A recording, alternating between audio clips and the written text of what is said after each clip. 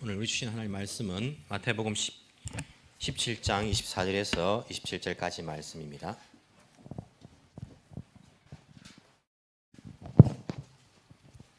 신약성경 17장, 마태복음 17장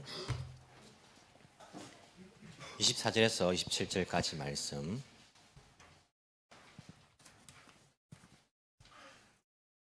제가 읽어드리겠습니다.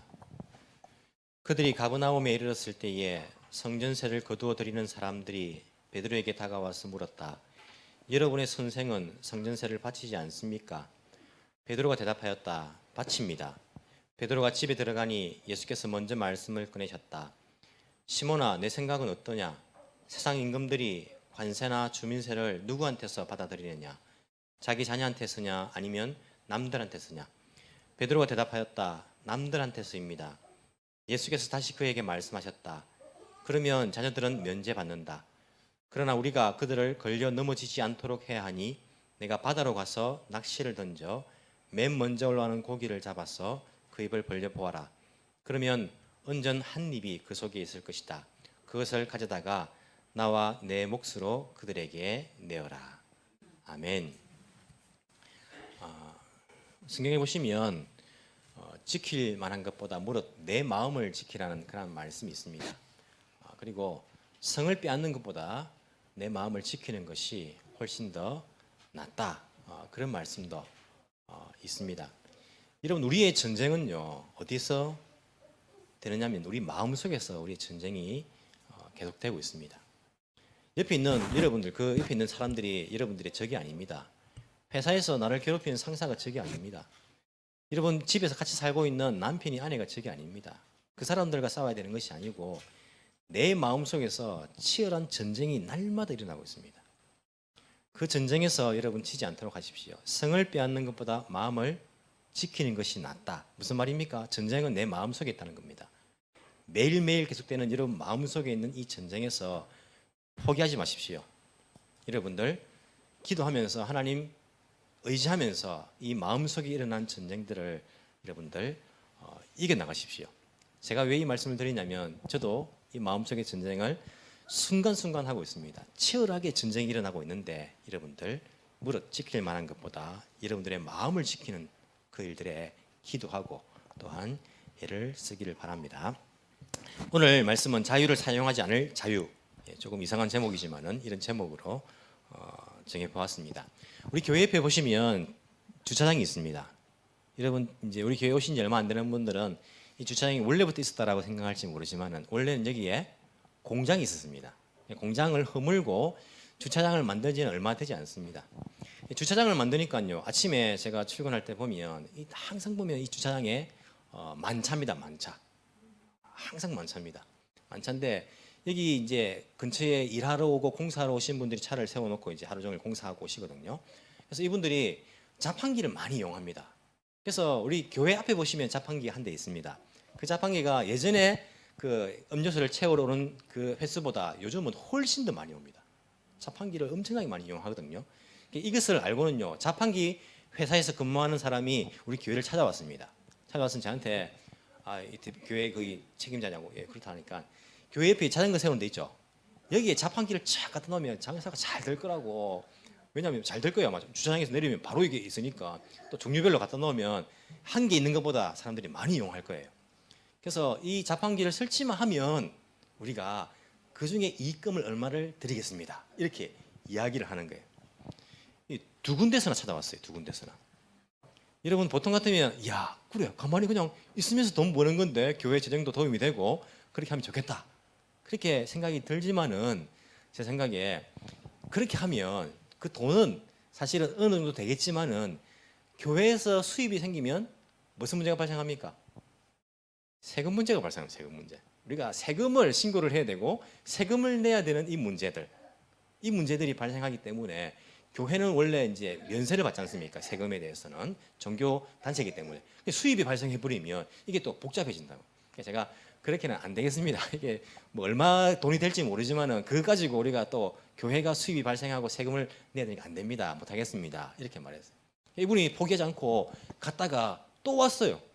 또 와가지고는 어떤 방법을 내냐면 그러면 이렇게 하면 어떻겠습니까? 그러면 우리가 그냥 무료로 사용하는 것으로 해가지고 우리가 그냥 교회에 뭡니까 이게 그 기부금으로 내면 어떻겠습니까? 이렇게 말하는 거예요. 솔깃할 수도 있지만은 이게 무료로 사용한다는 계약을 해버리면요 나중에 빼도 박도 못할 수 있습니다. 이 계약이라는 것이. 그래서 제가 그것도 안 될 것 같습니다. 그냥 아깝지만은 아쉽지만은 그렇게 못할 것 같습니다. 이렇게 말하니까 아니 다른 교회들도 다 그렇게 합니다. 이렇게 또 이야기를 하는 거예요. 제가 제일 듣기 싫어하는 말 가운데 한 가지가 다른 교회도 다 그렇게 합니다. 다른 사람들도 다 그렇게 합니다. 제가 정말 듣기 싫어하는 거예요. 왜 듣기 싫어하냐면 우리의 기준은 다른 교회가 아닙니다. 우리의 기준은요 다른 사람이 아닙니다. 우리의 기준은 무엇입니까? 하나님의 말씀입니다.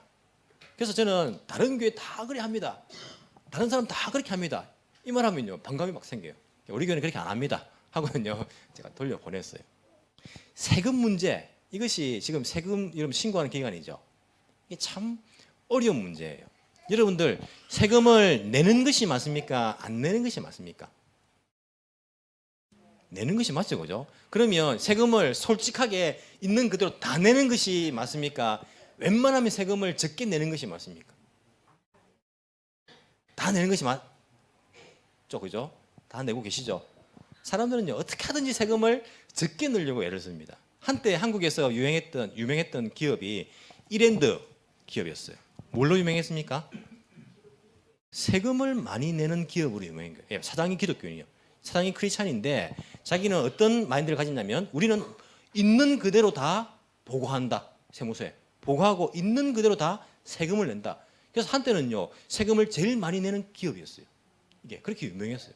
우리 기독교인들한테 굉장히 충격적인 기업이었습니다.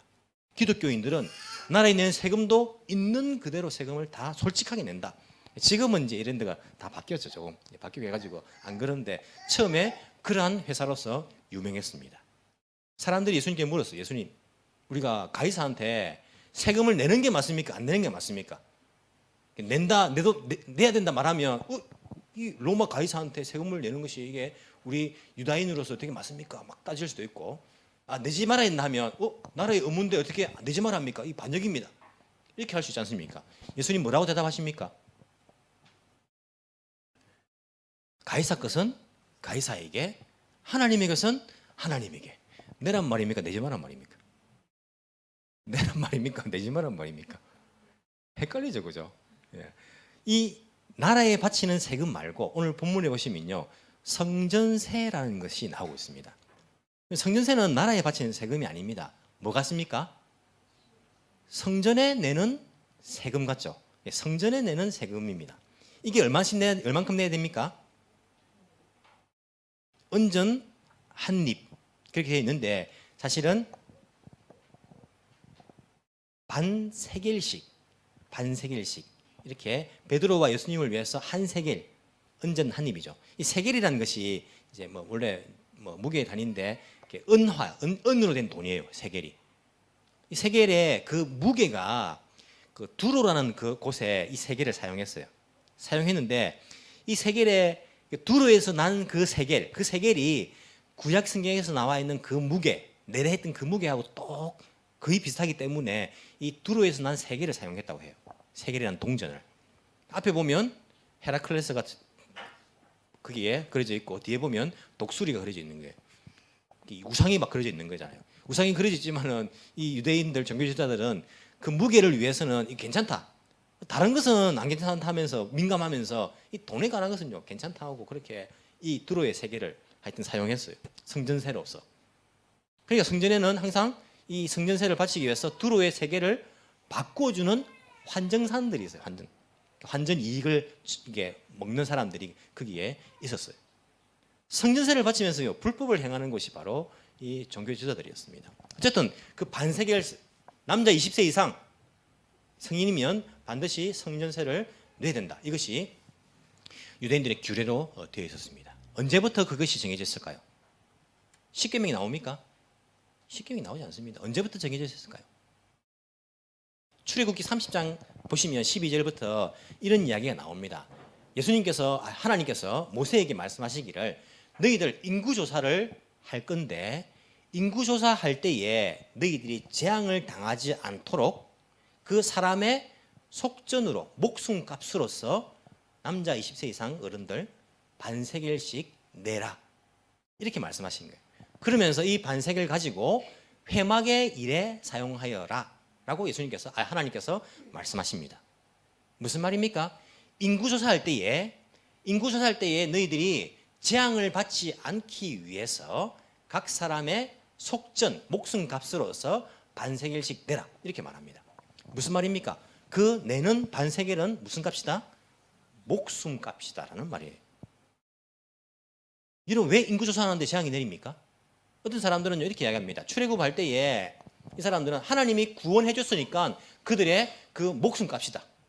애굽에서 다 죽어야 되는데 이들은 살았으니까, 저기 홍해를 건너가지고 살았으니까 그 구원의 목숨값으로서 반세겔을 낸다 이렇게 말하는데, 출애굽기 30장에 보시면 분명하게 인구조사할 때에 너희들이 재앙을 당하지 않기 위해서라고 말하고 있습니다.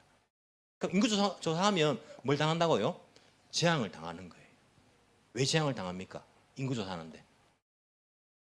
이들이 광야에서 인구조사 2번 합니다.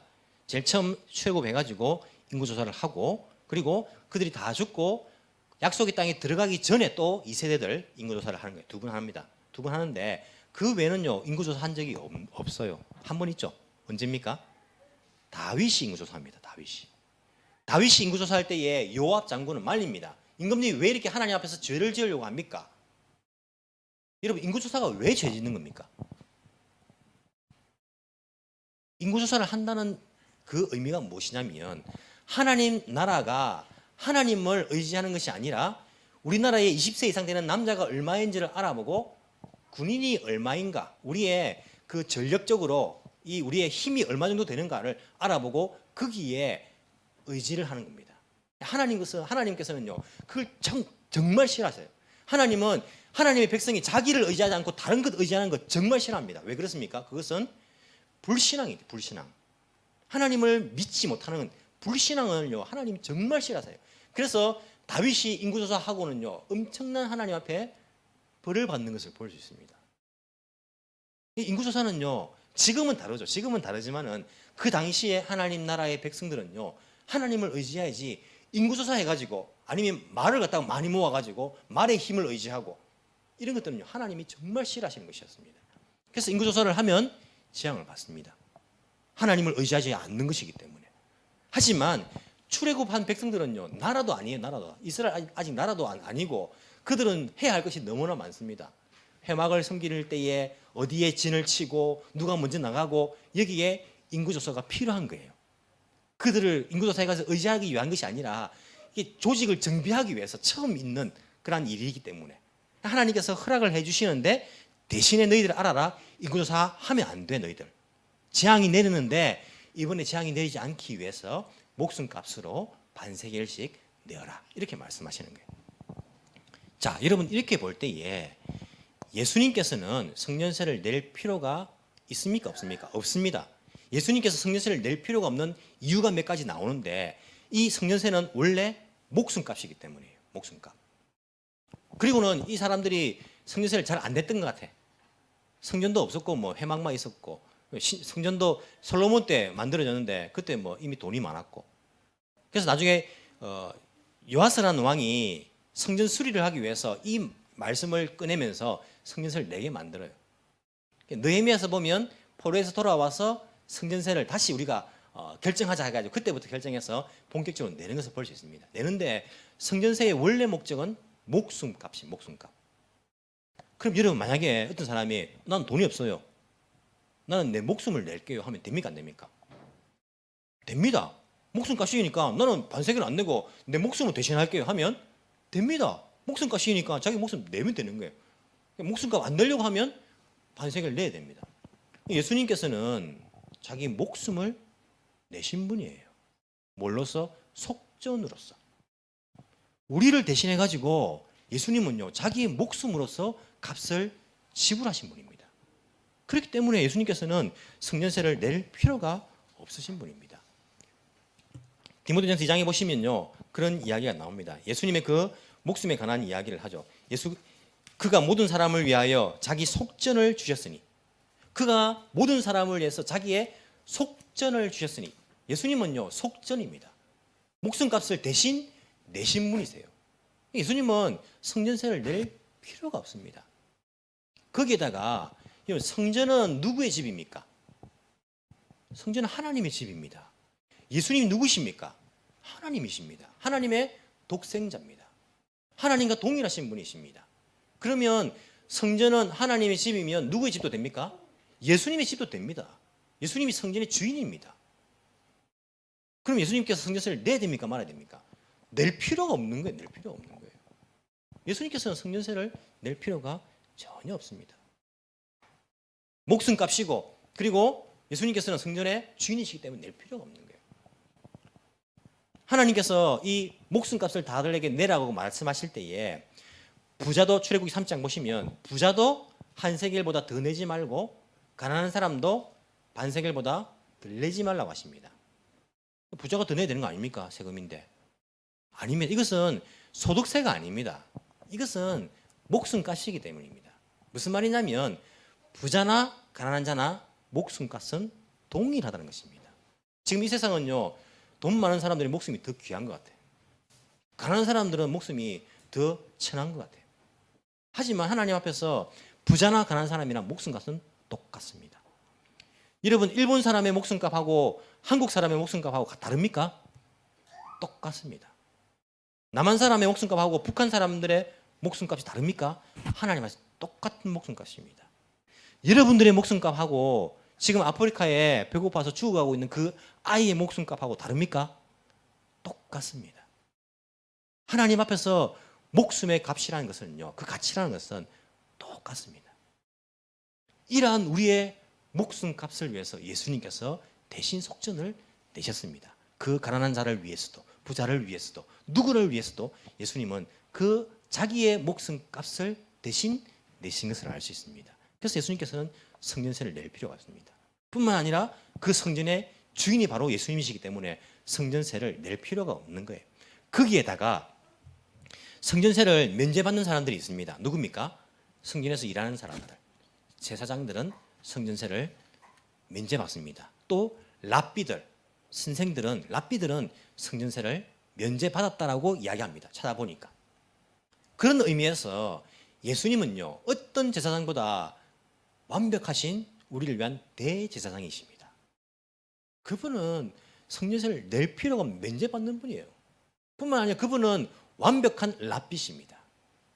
그렇기 때문에 예수님은요, 한두 가지 이유가 아니라 성전세를 낼 이유가 없고 필요가 없는 분이세요. 그럼에도 불구하고 이 사실을 알지 못하고 믿지 못하는 사람, 성전세를 받는 사람들이 와가지고는 너희 선생은 라고 말하면서 너희 선생은, 선생이면 랍비면 면제받아야 되는데 너희 선생은 성전세를 내지 않느냐라고 그렇게 말하고 있는 거예요. 베드로가 어떻게 대답합니까? 베드로가 내십니다, 바칩니다 이렇게 말하고, 제가 베드로라면 이렇게 말할 것 같아요. 내가 우리 선생님께 가서 물어보고 내가 대답해 주겠습니다 이렇게 말할 것 같아요. 하도 물어보는 일을 내가 많이 하다 보니까 집에서.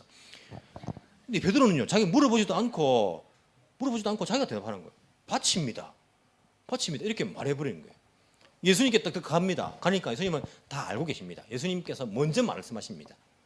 시몬아, 누가 내는 것이 맞느냐? 그러면 이 왕궁의 아들들은 세금을 면제받는 것이 마땅한 거 아니냐? 무슨 말입니까? 분명한 의미를 가르쳐 줍니다. 예수님은 성전세를 면제받는다, 낼 필요가 없다는 것을 분명하게 예수님께서 베드로에게 가르쳐 주고 계십니다. 그럼에도 불구하고 예수님께서는 내십니까? 안 내십니까? 내십니다. 왜 내십니까? 27절, 그러나 우리가 그들을 걸려 넘어지지 않도록 해야 하니까 내가 낸다 이렇게 말씀하고 있습니다. 여러분, 제 같으면 신경질 나가지고 막 따질 것 같아요. 아니, 예수님이 하나님의 아들, 성전의 주인이시고 거기다가 목숨값이니까 예수님은 목숨값을 내실 뿐이고 자기가 목숨으로서 거기다가 대제사장 랍비가 되시는데, 아니 왜 내야 되냐고, 성전세를 그들 온 사람들한테, 이 무식한 사람들아, 왜 예수님이 성전세를 내야 하냐고, 다른 데 가서 받아야지 왜 이런 데 가서 받냐고 막 따지고 막 할 것 같아요. 여러분 안 그렇습니까? 누가 내 권리를 침해하면요, 우리 안 따집니까? 전화해서라도 안 되는 일본말 가지고 막 따지면서 왜 내가 이것을 듣는 데인지 모르겠다고. 사람 차별하냐고. 왜 나에게 이것을 더 받냐고. 우리가 내 권리에 침해 당하면요, 우리는 막 열받아 가지고 막 따집니다. 내가 낼 필요가 없지 않느냐고. 왜 이것을 받아가냐고. 조금이라도 그렇게 권리가 침해 당하면요, 우리는 막 화를 내고 울분을 참지 못합니다. 예수님은요, 얼마든지 말씀하실 수 있습니다. 야, 이 사람들아, 이 무식한 사람들아, 너희들 똑바로 사람한테 가서 받아야지 어디 와서 성전세를 달라고 하느냐, 어디서 꺼지지 못하겠느냐. 예수님께서 그렇게 말씀하실 권리가 있는 거예요. 권리가. 근데 예수님께서는 그 권리를 사용하지 않으십니다. 자기의 누구의 강요를 받은 것이 아니라 자기의 자유를 가지고 권리를 사용하지 않는 그 자유를 예수님께서는 사용하고 계신 것을 볼 수 있습니다. 이유가 무엇입니까? 그 사람들이 걸려 넘어지지 않기 위해서, 그 사람들이 시험 들지 않기 위해서 예수님께서는 자기의 권리를 포기하고 있는 모습을 보여주시는 거예요. 내가 따질 수 있고 내가 이것을 막 화를 내면서 내 권리를 찾아먹을 수 있지만은 저 사람이 시험 들까 봐 내가 그것을 포기하는 겁니다. 이 원리를 제자들에게 가르쳐주고 있는 거예요. 예수님께서. 저도 때로는 보면 교회 생활하다 보면 저도 여러분도 제가 이해 안 될 때가 있죠. 없습니까? 감사합니다. 저는 못 돼가지고 여러분들이 이렇게 이해가 안 될 때가 있어요. 진리의 문제가 아닌데 왜 이렇게 목숨을 걸고 그렇게 따지고 지키려고 하는가? 진리의 문제가 아닌데. 그리고 옆에 서로 성도들 간에 진리의 문제가 아닌데 왜 그렇게 자기의 권리를 주장하고 있는가? 그리고 물론 여러분들이 교회에서 봉사할 그런 의무는 없지만은 왜 이것을 내가 할 필요가 없다라고 그렇게 목숨을 걸고 안 하려고 하는가? 보면요, 때로는 이해가 안 될 때가 있어요. 아니, 이게 복된 길이고 당연히 주님께서 그렇게 하셨으니까 우리도 그렇게 해야 되는데 이해가 안 될 때도 있는데, 지금식으로 말하면 주님께서는 그것을 따지고 들지 않는다는 거예요. 여러분들에게. 이 사람아, 왜 그것을 그런 식으로 하느냐? 당연히 내가 너희들한테 그것을 요구할 권리가 있지 않느냐? 그렇게 따지지 않는다. 여러분들이 시험 들지 않기 위해서 주님께서는 진리의 문제가 아니라면 주님께서 희생을 감수하시겠다는 겁니다. 이것이 바로 제자들의 길인 것을 보여주고 있는 거예요. 진리의 문제는 다릅니다. 진리의 문제는요, 바리새인들과 피 터지게 싸웠습니다. 진리의 문제에 있어서는. 하지만 진리의 문제가 아닌 것에 있어서는 예수님께서는 양보하시고 있는 것을, 자기가 그 권리를 사용하지 않고 있는 것을 우리에게 보여주시고 있다는 거예요. 그 사람들을 시험 들까 봐 베드로야, 됐다, 가서 낚시를 해라, 물고기를 잡아라. 그러면 그 입속에 동전이 있을 것인데 그 동전으로 성전세를 내어라. 참 재밌는 방법도 내시는 거죠. 예수님이 누구신지를 가르쳐 주는 거예요. 예수님이 누구신가? 예수님 하나님의 아들이신 것을 베드로에게 또 이 기적을 통해서 경험하게 해주시는 거예요. 그것을 가져다가 그들에게 내어라. 그 갈릴리 호수에 고기가 얼마나 많습니까? 주님은 입 안에 동전을 물고 있는 고기를 아시고 베드로에게 싹 가가지고 잡히게 하시는 거예요. 이 고기는 늘 입 벌리고 살았겠죠. 동전이 안에 걸려가지고.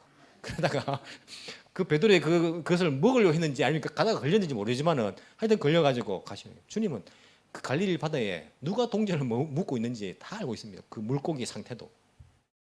이 땅에 누가 어떻게 주님 다 알고 계십니다. 걱정하지 마세요, 여러분들. 그 물고기를 걸어서라도 주님께서 해결해 주시는 분이시기 때문에. 하여튼 이런 재미있는 방법으로서 그 성전세를 내게 하신 것을 볼 수가 있습니다. 여러분 보십시오.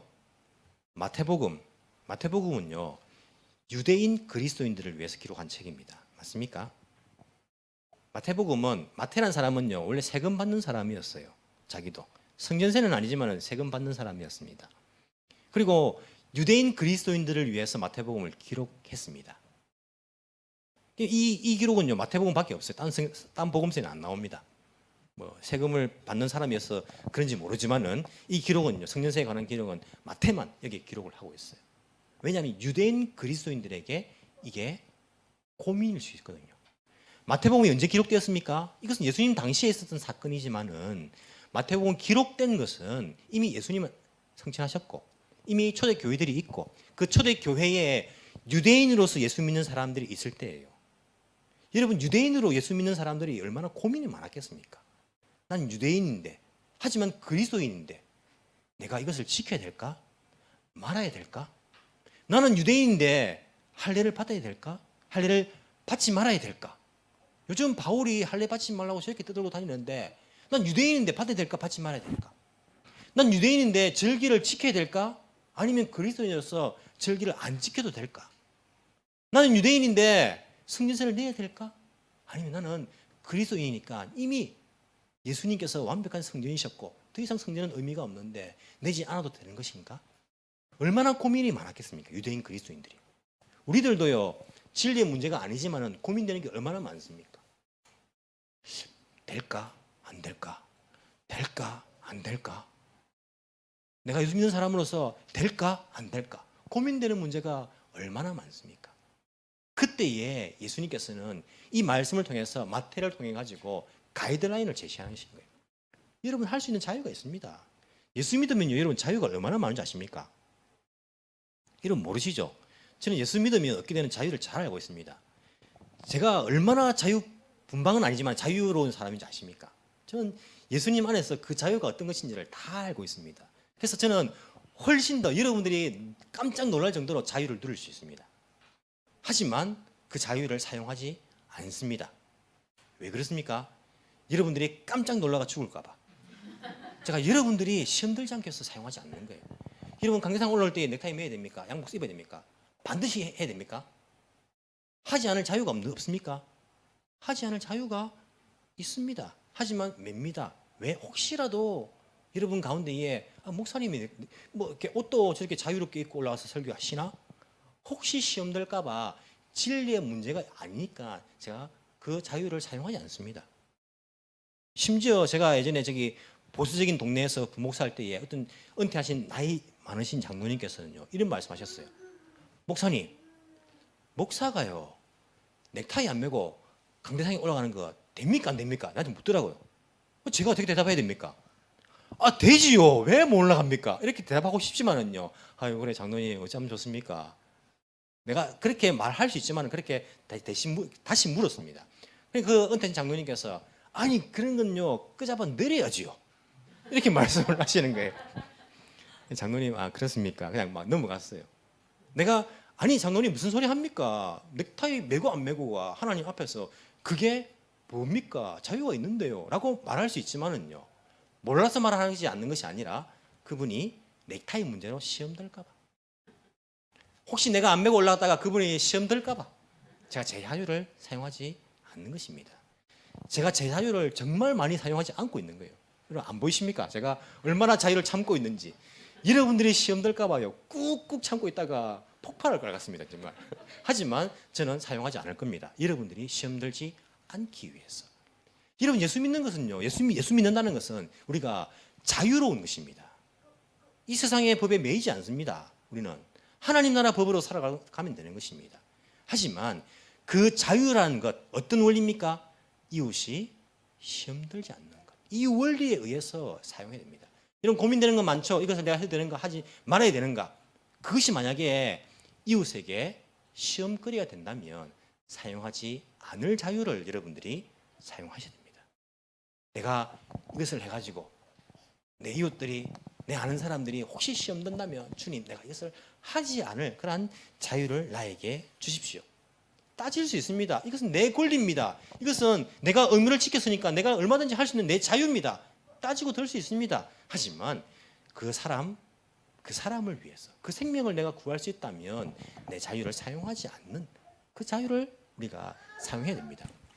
저는 여러 나라에서 운전을 한 경험이 있습니다.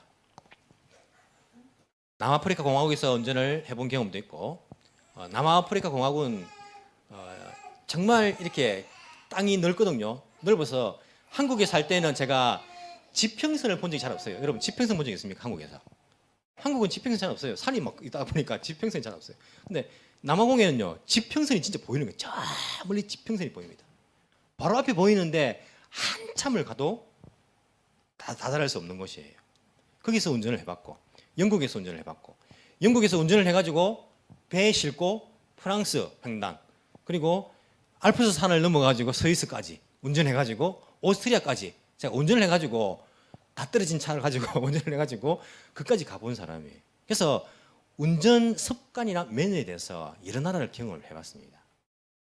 여러분, 일본이 운전 매너가 좋을까요? 한국이 운전 매너가 좋을까요? 한 사람도 빠짐없이 다 일본이 좋다고 이야기하시죠, 그죠?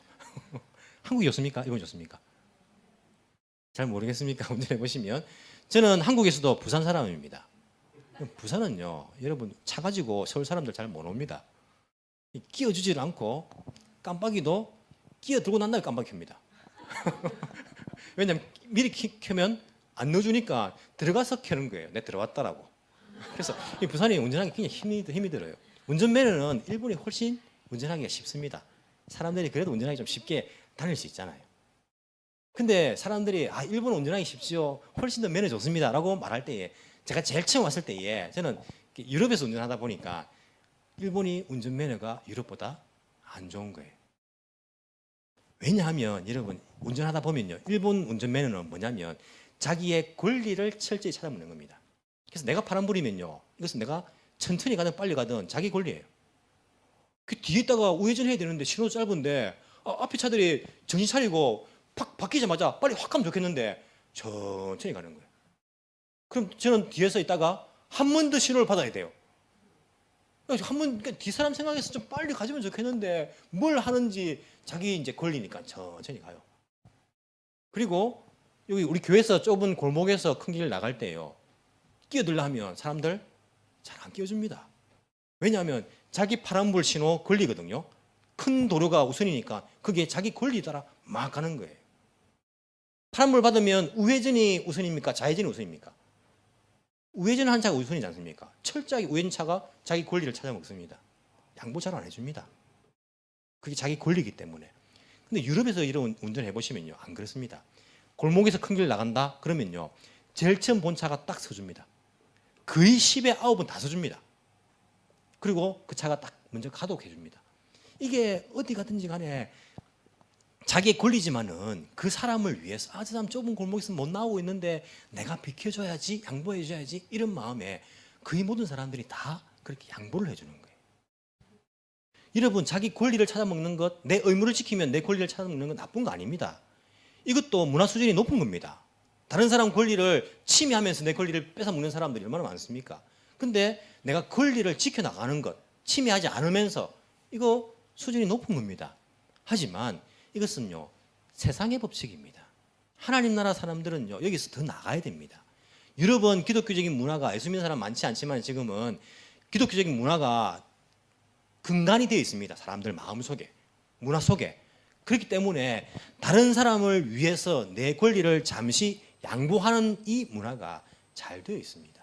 예수 믿는 사람들은 내 권리를 찾아 먹을 수 있으니까 찾아 먹을 때 찾아 먹어야지, 지켜야지, 내가 지켜야지. 여기에 세상적인 원리, 세상에서 괜찮다는 그 원리를 따라 사는 것이 아니라, 예수 믿는 사람들은 여기서 더 나아가서 다른 사람을 위해서 내 권리를 잠시 양보할 수 있는 그러한 문화를 가지는 것이 필요합니다. 그래서 사도 바울은요, 예수님의 이 원리를 잘 알고 고린도 교인들에게 이렇게 이야기합니다. 고린도전서 10장 32절 33절에 이렇게 말씀하고 있습니다. 여러분은 유대 사람에게도 그리스 사람에게도, 무슨 말입니까? 누구에게도 이란 말씀입니다. 그 당시에 유대 사람에게도 이방 사람에게도, 여러분들은 한국 사람에게도 일본 사람에게도, 또 하나님의 교회에도 걸림돌이 되지 마십시오. 그 사람들을 시험 들게 만들지 말라는 것입니다. 여러분들의 자유를 가지고. 나도 모든 일을 모든 사람의 마음에 들게 하려고 했습니다.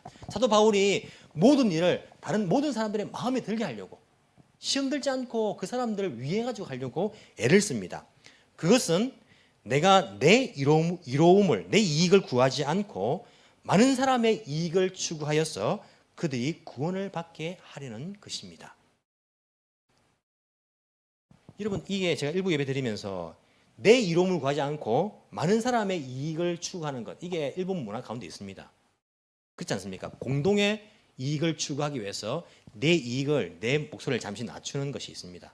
그래야지 내 이익이 지켜질 수 있기 때문에. 근데 목적은 다릅니다. 내 권리를 지키기 위해서 공공의 이익을 지켜, 많은 사람들이 이익을 지켜나가는 것이 아니라 예수 믿는 사람들은요, 내 이익을 구하지 않고 많은 사람을 이익을 추구하는 것이 그들이 구원을 받게 하려는 것입니다. 여러분, 생명보다 더 귀한 것은 없습니다. 여러분들이 잠시 권리를 포기하시면요, 그 사람 생명을 구할 수 있습니다. 여러분, 옆에 있는 분들 보십시오. 그분들한테 여러분들의 권리를 내가 제시하지 않으면 그 사람들이 여러분들을 무시한다고 생각하십니까? 여러분들을 우습게 알 거라고 생각하십니까? 그렇지 않습니다. 여러분들이 옆에 있는 그 사람들, 가족들을 위해서 여러분들의 그 권리, 그 목소리를 포기하면요, 그 사람의 생명을 구할 수 있는 것입니다. 제가 이 말씀을 하면서 참 회개를 많이 했습니다. 제가 집에 가면 참 잘 따지거든요. 제가 이것은 정당하지 않고, 이것은 말씀적으로 잘못되었고, 이것은 뭐 하면서 제가 얼마나 또 막 따지고 막 들겠습니까? 여러분, 집에서 가족들에게 내가 따질 수 있습니다. 교회에서도 따질 수 있습니다. 하지만 따질 수 있지만은 그 사람을 위해서 내가 조금 포기하는 것, 이것이 예수님께서 가르쳐 주신 우리의 자유를 사용하는 가이드라인입니다. 이런 교회에서 여러분들이 꼭 여러분 뭐 힘들게 해가지고 교회 봉사해야 될 의무가 있는 것은 아닙니다. 하지만 하나님의 교회를 위해서 걸림돌이 되지 않고 내 이로움을 구하지 않고 많은 사람들의 이익을 추구하는 것, 이것이 바로 예수 믿는 사람들의 삶의 원리인 것을 우리는 잘 알아야 할 것입니다. 나의 이익을 구하는 것이 아니라 주님 나라 그리고 다른 사람들의 이익을 구하면서 나를 통하여서 생명이 살아나는 그런 역사가 우리 가운데 있기를 간절히 소망합니다. 기도드리겠습니다. 사랑이 많으신 하나님 아버지, 감사합니다.